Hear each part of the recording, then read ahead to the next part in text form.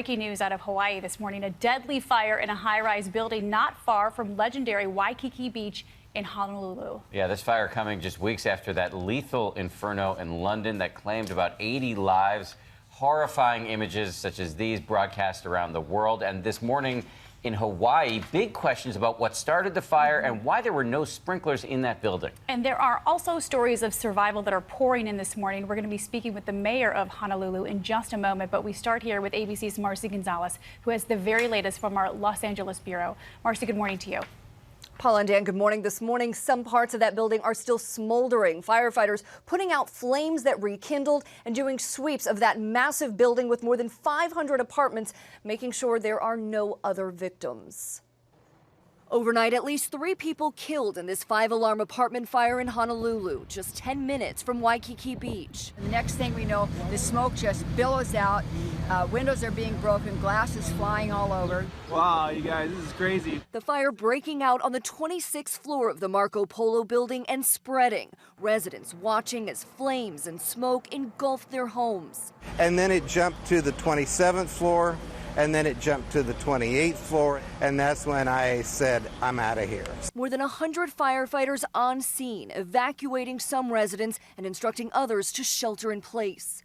The stairwell was so full of smoke, you couldn't breathe, you couldn't see. Even the fireman got down on his hands and knees and was huffing and puffing. 12 people injured, 4, including one firefighter, transported to nearby hospitals in serious condition.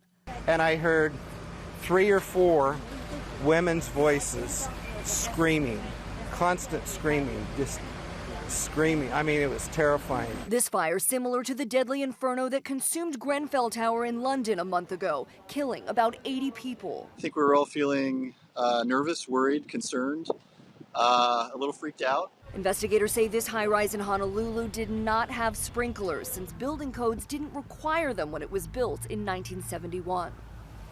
And the fire chief saying had there been sprinklers, the flames likely would have been contained to just one apartment. We reached out to the owners of the building, but they are not commenting. Investigators this morning are still trying to figure out what caused the fire.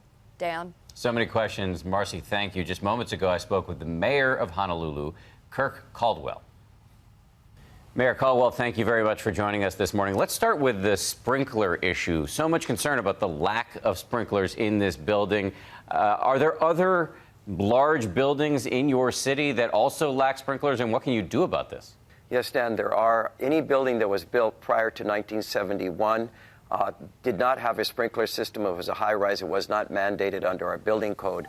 Buildings built since then do have sprinklers. And so the debate that's been going on for a while is whether there be a law should be passed mandating that these older buildings actually put a sprinkler system in it. I think after a fire like this, it's going to add new incentive to look at going back and passing a law requiring that the older buildings be retrofitted. Let me ask you about the investigation. What is the latest on the investigation into what caused this fire this morning? We have investigators in the building now on the 26th floor where the 3 people passed away.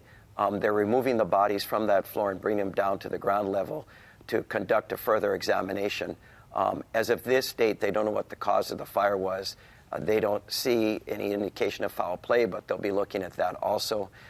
But they have rendered 3 of the floors totally unoccupiable, either due to fire damage, water damage, or smoke damage. Well, that leads to exactly what I wanted to ask you about. The people who survived but now are homeless, at least temporarily, how are they being taken care of?